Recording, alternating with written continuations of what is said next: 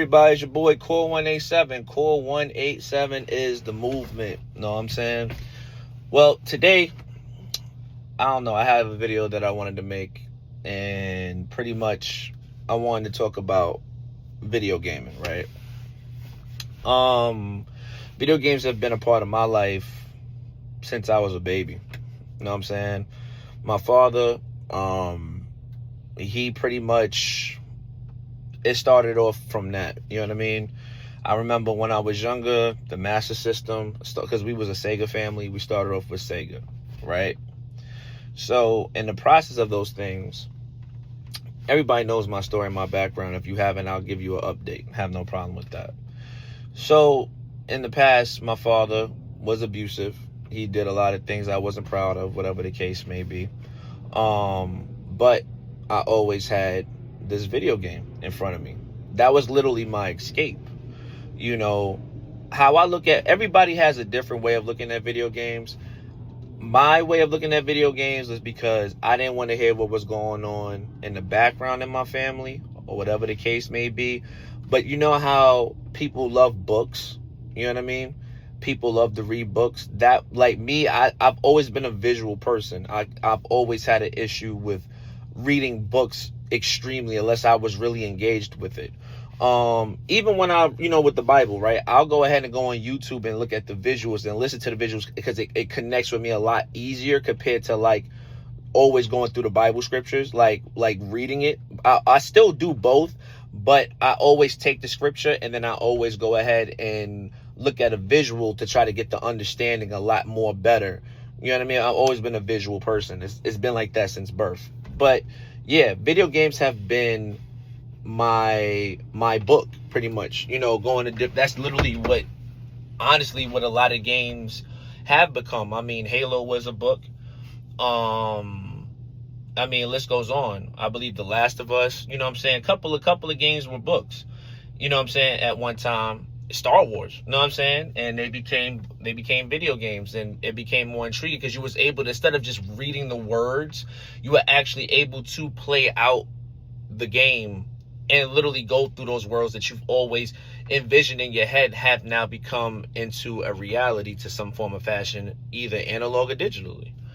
You know what I mean? So for me, I feel like, video games have always been that, and I'll spend hours, I'll spend hours on a game depending on what it is. I have no problem with it. If it's a good storytelling game, I'm into good RPGs. I love Final Fantasy. I love what else do I love? Just anything in that aspect. You know what I mean? The Last of Us, the first one. And the list goes on. You know what I mean? And I truly, don't get me wrong, there's people out here in the real world where I know for a fact, some of y'all use that as a vice and a clutch. And yes, do I use it as a vice and a clutch? I can say yes, I personally do. But then I also have other things that I do besides that. My music, the gym, being a father. I also do draw. A lot of people don't know that. I do. I haven't drawn anything in a long period of time, but yeah, I can draw. I have a hand. I multitask. I've always been a person to learn as I went. You know what I mean? But if it's something that I just, I need something, not even that I need it. It's gotten to a point where before, when I was younger, I used that as a clutch because of all of the past trauma. But now when I go ahead and I play a video game now, it's not like, oh, I'm playing it to escape reality. No, now I said to myself, in my day and age, and me growing up and where I'm at personally, I look at video games more as, okay, I've done this for so long, and my mom used to say, you can never make money off of this. Shout out to my mom. You can never make money off of this. Or you can never become nothing out of this. And literally, video games have become that. And this is something that I always wanted in my era that we didn't have. You know what I'm saying? We didn't have this in my era, the way that this generation has it. So it's kind of like, this was something I've always dreamed of having and never got the experience. Never thought I was going to get the experience. And I'm going to tell you, the people who kind of inspired me, which was Happy Console Gamer. I always give respect to him. Rob, man, that's his protege.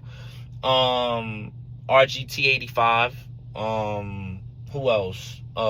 Angry View, you know what I'm saying? Like Angry View. I'm probably chopping his name up, but I know who I'm talking about.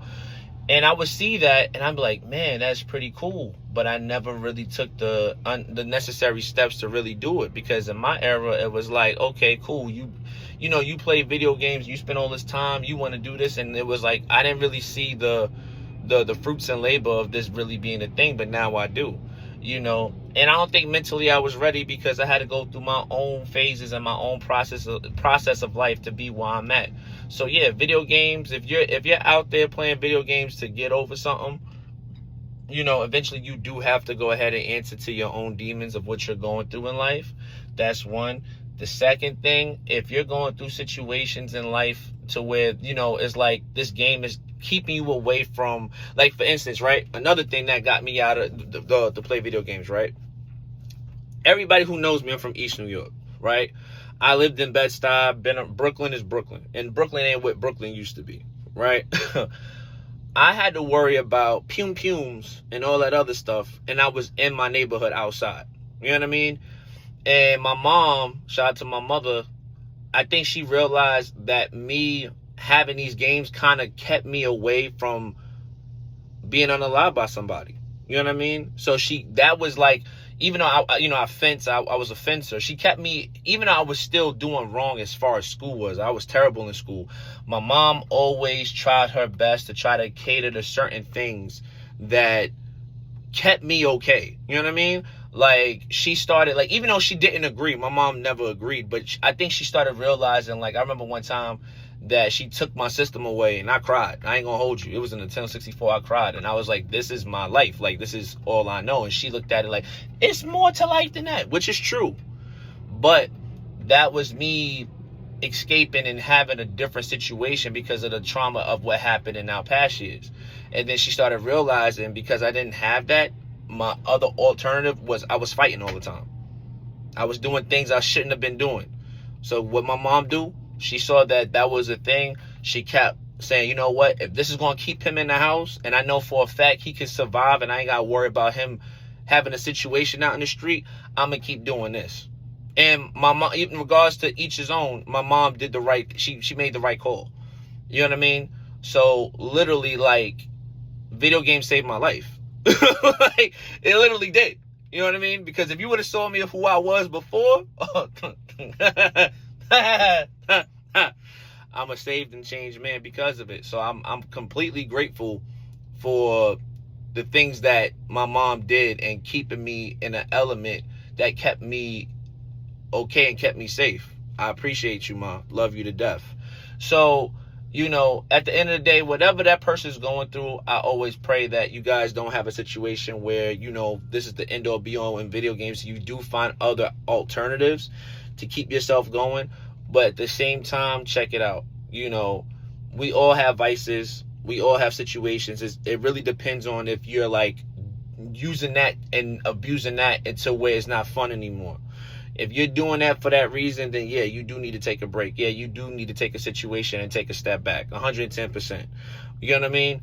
But if you're just like, I'm just enjoying the experience, I'm having fun, and this is and you treat it as if it's a new book in your chapter, like you're reading a new book, then I don't see no problem with it. Because people who read books, they could if they're really intrigued with the book, like I was, you know what I'm saying, whatever the book is, you know, they could be in that for hours. You know what I mean? And certain book readers, they will read for a long period of time if the chapter is really intriguing to them.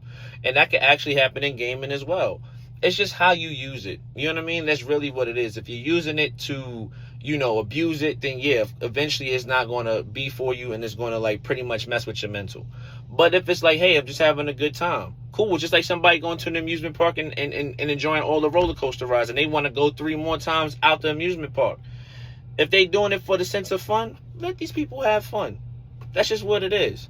But when it comes to these video games, you know what I mean? And for me personally, and I would say probably for others, it brings people together and makes people unite. It has a place for everybody to really be themselves and really enjoy it and really go back and forth and talk to each other amongst digital or physical aspects. And I really do like that type of situation because that didn't happen in my era. You know what I'm saying? And to see more people together and more like united. In some cases, there are some bad cases for it, but I'm always gonna look at the positives. I feel like another situation that goes wrong is that we look at a lot of the negatives and we don't see the positives for what they should be. And I think that should be kind of in the forefront.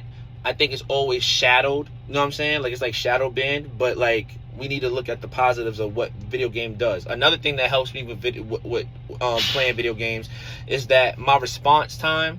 That's why I play a lot of Call of Duty. You know what I'm saying? Because Call of Duty is a consistent, situation where you have to stay consistent with your reaction time. And because that's one reason why I play it, because it keeps me on my toes on a day-to-day basis. It keeps me sharp, and I love that for that reason. So I use it as a tool more than just having fun with the experience. You know what I mean? And like I said, everybody's different. This is just my version of it. But you guys can tell me your version and what you think about it. It's your boy Cool187. Just had to address that. I'll holla at y'all. Peace. Used to love you, always wanna hug you. No one above you too. I don't know you, and your face says it all. Broke too many laws.